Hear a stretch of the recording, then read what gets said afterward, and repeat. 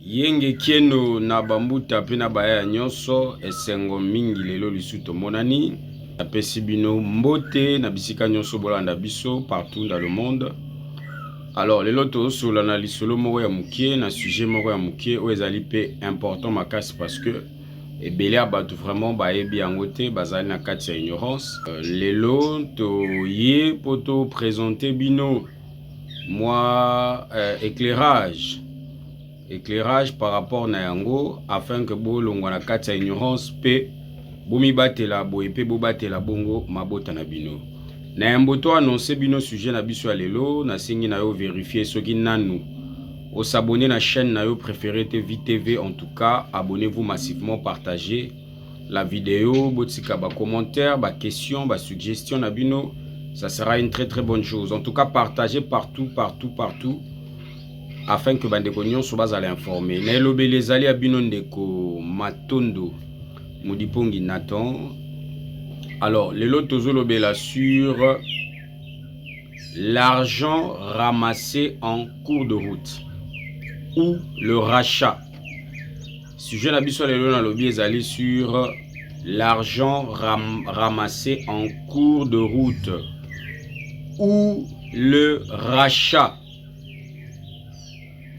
Et belé abatu na mokili, je pense que des fois comme là yo, des fois pe comme là on a noté.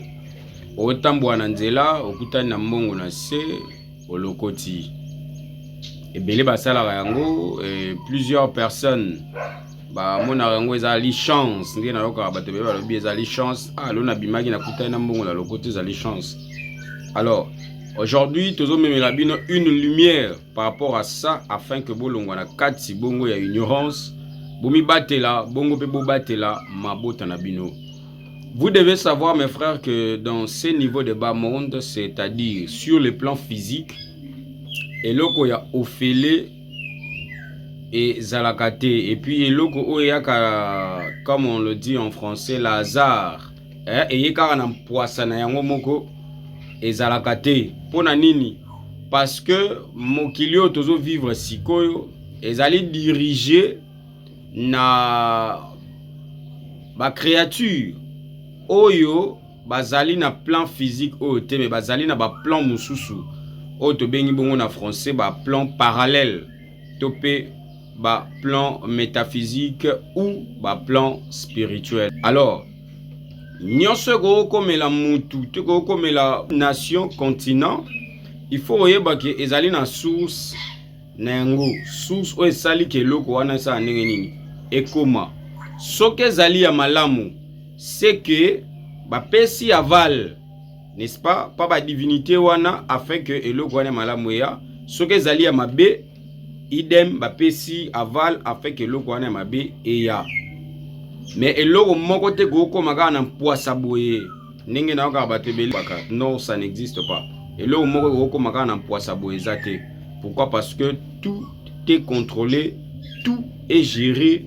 Il y a une organisation où ezali très stricte et puis une organisation vraiment parfaite où nzambe asala afin que makambu etambola la lolenge oyo ye abongisela yango.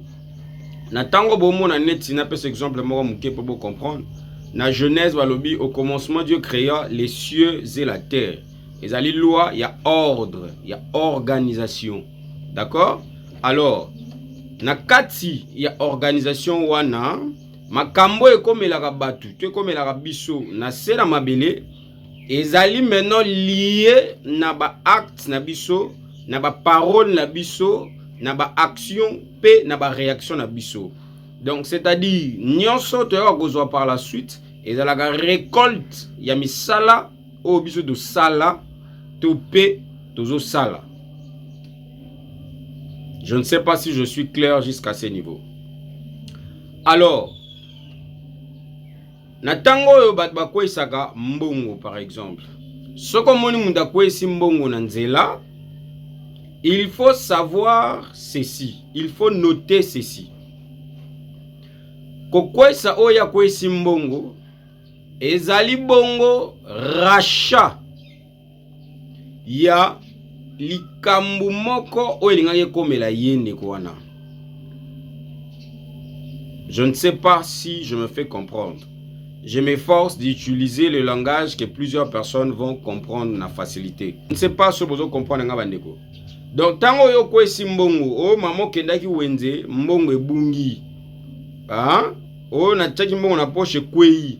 Ezali rachat yelo moko soit fallait comme la yomoko soit il fallait comme la batu oyo bazo composer écosystème na yo. Donc c'est-à-dire soit ba membre ya famille na yo, soit bana na yo, soit mobali na yo, soit mwasi na yo, et ainsi de suite. Alors, par rapport à ça, vous devez faire beaucoup d'attention na tango bomonaka mbongo na mabele kwe. Parce qu'il faut noter ceci d'abord. Les billets de banque qu'on utilise, que ce soit le dollar à euro, livre sterling, que ce soit franc congolais, franc CFA et j'en passe.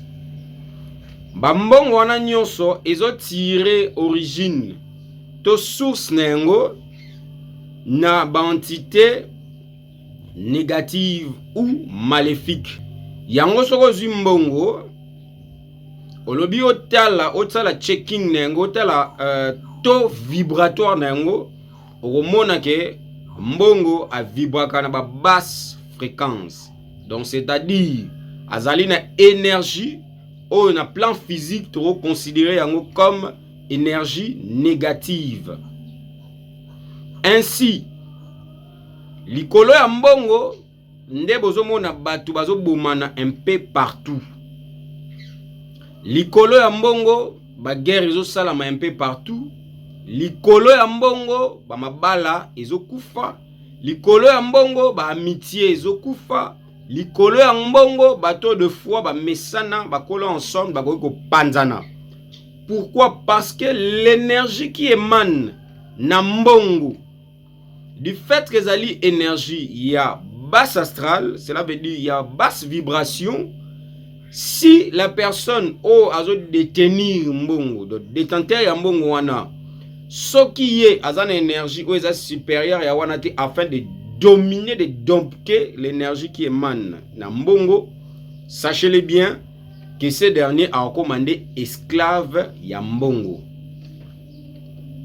Boendo zo mona même na ba église zo panzana likolo ya ba dim, likolo ya bofrande. Vous voyez? Parce que l'énergie qui émane de l'argent est une énergie négative. Et l'entité principale au ajaga mbongo a fandi bongo na azo vibrer bongo na ba fréquence au ezali ya C. Donc c'est-à-dire ba fréquence négative. Voilà. Là, c'était une parenthèse. Alors, natango yomo na mbongo na C, hein? Ezala 100 $, 100 €, 1000 $, 1000 €, 1000 livres, francs congolais, francs CFA. Il faut savoir ceci, que mbongo o ekwei na C ezali bongo rachat yeloko moko engaki komela ndeko o azali mukolo mbongo wana, ou soit, écoutez-moi bien, ezali l'argent travaillé oyo ba déposer yango wana pona ko somba mutu, pona ko somba ba âme ya batu. Je vais vous relater une histoire avant de continuer na éclairage au nazo pesa. Ezali na Nekomoko, c'est un grand maître spirituel que je connais très bien, avec qui on parle très bien. À l'époque, parce qu'il a formé un catcheur, Nambo Kanabiso na RDC, que je ne cite pas le nom ici. Il a formé ces catcheurs-là, et puis catcheur wana ayebani vraiment, ayebani. Alors, lorsque l'homme a débuté, cela veut dire le grand maître avait débuté avec la spiritualité. N'habitude beaucoup plus, il était trop curieux en fait. Et il voulait beaucoup plus expérimenter. Et il s'est fait que na début science, il y a démonologie, et pas il y a un déconabiso moko azaki bandeko moko azaki ba prêtre. Alors, nyonso bandeko autant ça y est, lui ne faisait que appliquer ça, parce qu'il était très curieux. Alors, jour moko a bengi entité moko, donc lui faisait ça dans le cadre de la curiosité. Azo meka soki ko simba te ko simba te. Et à sa grande surprise, l'entité est apparue na chambre na place où yazaki. Azu panique, mais à se maîtriser qui. Alors, l'entité a tout nié que me vêtu. Au bengai pour na nini olingi nini. Jeune qu'il était, a ebisa lobi na bengio parce que nazaki na posaka kana meka pratique oyo abe intel à l'accès ngai. L'entité a bani koseka. A seki makasi, a seki. Donc yo lo bengele ngaka yango na bi na benga joka kapo nazaki na posa na ye ba vraiment makambo yo soki eza réel tout dans le kuta et ainsi de suite. Ils ont beaucoup conversé. Il a beaucoup conversé avec l'entité en question, je ne donne pas le nom ici. Mais entité wana aza na lignée o ba gardaka mbongo na lignée wana. Alors avant entité wana azonga na dimension na ye ayebisi boye. Alobi la prochaine fois so lingo benganga ko benganga lisusu na procédure oyo balakisi yo te pa tata sango. Mais par contre, à pessier formule moko, je garde ça. Le grand maître wana a eu formule wana à Bombi. Et l'équipe vraiment mikolo. Alors, il s'est fait qu'un catcheur Azala qui peut déjà initier côté Moussous na ba pratique Moussous. Maintenant, Azala qui n'a pas ça à côté en contact na esprit oyo Abimelaga grand maître wana. Alors, il s'est fait que na tango baki na temple na bango ba sala ba pratique. Une entité par là ce jour-là si banga lobi bokende pas mutu tel akoye sabino ce que vous devez faire. Oh. Entre les catcheurs et la personne dans le bas, les catcheurs étaient plus âgés. Parce que la personne à l'époque, il avait encore 20 ans. Donc il était très jeune. Il y avait un papa mkolo boy na ebi déjà mamobela qui va monter na mukebo et tout ça ça veut dire quoi ça? Bon, du fait qu'il était dans le besoin, il s'est soumis à et pas à ndekwana. Tango bakomi ba solo li papa ndekwana ebi si bongo qu'est-ce qu'il fallait faire? À l'époque na tango basali pratique esili, ils ont pris de l'argent dans des billets de banque à travailler en haut, d'accord, et à boire qui en nzela. L'objectif c'était quoi? Pour que les catcheurs azwa esprit wana fait qu'à travailler na ye, il faut payer sa sacrifice, il y a 3 personnes. Maintenant les catcheurs ne savaient pas qu'est-ce qu'il faut faire, comment procéder.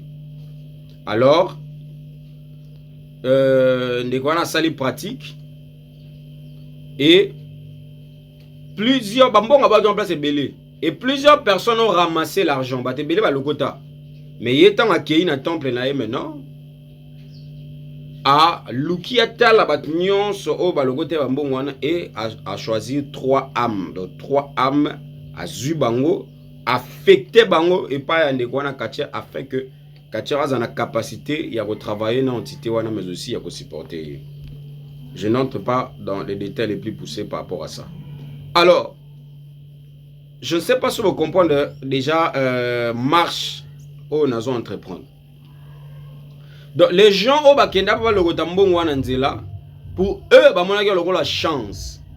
Pour eux ba mona ah tala kuna yakina pia kanzamba swinga na kina lokoti mbongo. Or cet argent là ils ont déjà piège, ils ont déjà travaillé. Ok? Ils ont déjà rachat pour na âme. Il y a des quoi catcheur.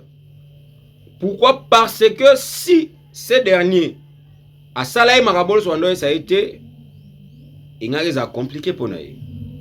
Vous devez savoir mes frères et sœurs, je vous annonce ça pourquoi? Parce que ce sont des choses où je donne ça beaucoup plus en PV. mais l'esprit m'a animé de vous donner quelques explications afin de vous amener à la lumière.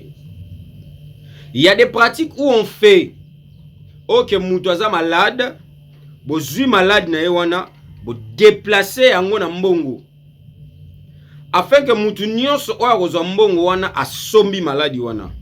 Il y a des pratiques où on fait mutoza malade, bozui malade wana bo déplacer yango, bo tiango même na niaou. Il y a des pratiques où on fait aux yeux malades, au déplacer yango tia yango na nzete. Mais très souvent,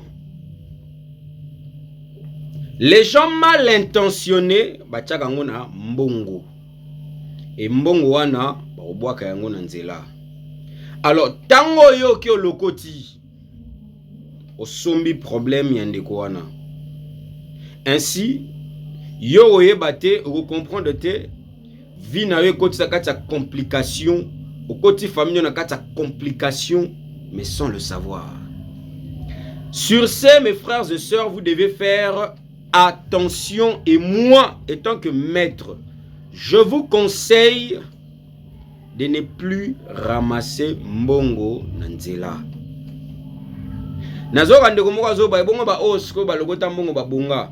Mutu nyonso alogota mbongo na nzela yebele. Pe abongi nango ndeko wana akufa avant. Landela bango bien. Bakoma mingi mibangete ba akufa avant.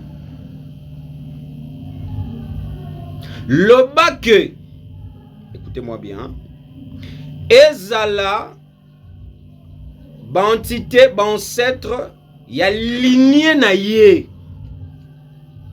Ba ye kopesa mbongo wana, ba déposer yango quelque part, ba koleka soit par les billets ya ndoto, soit par les billets ya un inconnu, ba ko utiliser diverses méthodes afin que va transmettre message pour boire zambongo wana. Là ezaka mususu, ezaka ono. Alors faites beaucoup, alors beaucoup attention par rapport à makambo yo. Pourquoi? Parce que belé ya batu ba vie na bango ezo beba, et belé ya batu ba continue ba complication, et belé ya batu o komine ba maladie nzoto komo be passion lokota 100 francs moko 1000 francs moko 100 euros 50 euros 10 euros yo mona ngo chance. Or au somba ba problème ya ndeko wana. Alors si vous vous trouvez na kati ya makambo na lobeli, cherchez en tout cas à passer par une délivrance, ça va vous aider, ça va vous permettre d'être libéré et ainsi de suite. Les frères maîtres le commerce très souvent en tout cas, et il m'a dit, alors je regrette beaucoup na acte na salaka wana parce qu'au départ j'étais encore tu vois, une personne qui était assoiffée, oui, bah, spiritualité. Donc je savais pas, j'avais pas encore la maîtrise, je savais pas encore quelle direction prendre par rapport à ça. Incessamment, il va aller aussi faire des pratiques par Kachawana afin de retirer, n'est-ce pas, cette force-là, ces pouvoirs-là. Méditez par rapport à ce que je lui ai dit, je pense dans le bien un peu en pêle-mêle, mais comprenez, parce que ce sont des enseignements réservés aux avertis, je peux aller plus loin. Mais j'annonce ça ici parce que ça c'est Vie Télévision. Vie Télévision, c'est votre chaîne de référence. Et la chaîne eux permettre Binobo à éclairer. C'est une chaîne d'échange et d'apprentissage, mais aussi c'est une chaîne initiatique. C'est une chaîne initiatique. Alors, des enseignements initiatiques te repèsent awa si et seulement si tous travailler na bino en collaboration, c'est-à-dire bozo liker ba vidéo na biso, bozo tiker la biso ba commentaire na bino, bozo partager et puis bozo inviter batou ba s'abonner, ça sera une très bonne chose. Méditez sur tout ça mes frères, ça va beaucoup vous aider. Bande ko nyonso ba lokota ba mbongo oyo mona ke ba bonga e ba ke ba kufa avant. Et puis mbongo wana e ko memaete asala ba pratique o ezema malamu. Mais mbongo wana e ko memaete toujours na makambo ko ezali négatif, na ba pratique ko ezali négative afin de détruire sa propre vie, afin de détruire la vie de ses amis, afin de détruire la vie de sa famille. C'est comme ça que ça se passe. Pourquoi? Parce que ezali mbongo ezali déjà travaillé, ezali déjà dédié aux entités et l'hôtel et salami déjà c'est la juste offrande aya likolo hôtel afin que marambo salama. Alors tango yo ki logo timbongo wana yeba ke yonde OK ne mbeka amna yo nde eko pesama afin que ba utiliser ngo et salamaka mingi. Je ne vais pas vous donner de détails et salamaka mingi. Moi-même avant de clore et salami à 3 reprises. Je donne pas la commune, peut-être Bande Congo ba Hollanda ba goyeba. Je rentrais vers 23h et na comme dans le plan eza vraiment kitoko, c'est une belle parcelle en fait. Et à chaque fois que je passe là-bas, ils allaient toujours fermé. Mais à ma grande surprise, je vois dans la moni clôture na bango zaki portail na bango zaki ko fungwa or bazaki na matanga. Du coup, na portail ba che photo ya maman moko et puis na mona bande ko bazaki belé. Na leki bango, j'ai fait pratiquement 5 minutes. Dans 5 minutes, c'est beaucoup. J'ai fait pratiquement 2 minutes, 2 à 3 minutes. Donc, on a place au portail zaki au fungama. Si na poussa na mon mouké trajet wana, il s'est fait que na mur, boé na mur, je vois la même personne, oyo, la dame, oyo, bango ba la puna koufi, ngana moné na mur, boy. J'étais avec des gens, ba moni ngana télé na tali la tcheka, ah, ba tungoche bongo pona nini, yasa on te dokeino. Tant de l'équipe, 2 jours après, ndé na yasa de quoi na tcheka boy poni tala. Bon, même si bangaki, bon, j'ai compris ça. Toujours dans la même commune. Une fois encore, j'ai passé. Les bossu à portail moko. Na moni ba fleur, ezaki ba fleur ebelé. Mais na 4 ba fleur wana, moi je vois une personne accroupie. Ne bande ko nyoso wana le kan ba mona bango lote. Et mais là, ba yoka ngama physique. Na tuni o sala nini awa. Quand il a compris que na monaki na se awo sala nini. Il a donné sa réponse, je donne pas ça ici. Tant to poussani mouké na C. Il y avait 7500 francs congolais. Et une jeune fille aïe à Lokoti Yango. Heureusement, tant qu'il y a Lokoti Mbongo akomotuna nani akoe simbongo atuni ba y avait de ba maman mo bazaki bande kotonga. Ba comment on appelle? Ba tailleur mo bazaki bande kotonga. Atu ba no me koe simbongo ba. Continue la discussion, tout ça. Je me suis approché vers la fille. Nabissé dans le lobby. Sogomoni muto à lokoti angote à koisi angote pardon. Zombongwana zongsona wabele. Et puis je lui ai donné, je lui ai dit tango zonanda kusala eloko boye boye. Na leki. Une autre fois encore. Nazo le kananzela.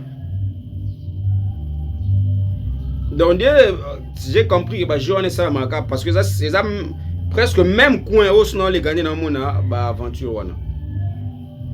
Couloir moko za wana mke ezara mulili makasi. Na linga plus que les couloir wana parce que na mona anzela za mo mukuse. Ko leka na couloir wana devant moi na moni mbwa zoya mbangu papa. Ngape no ya papa.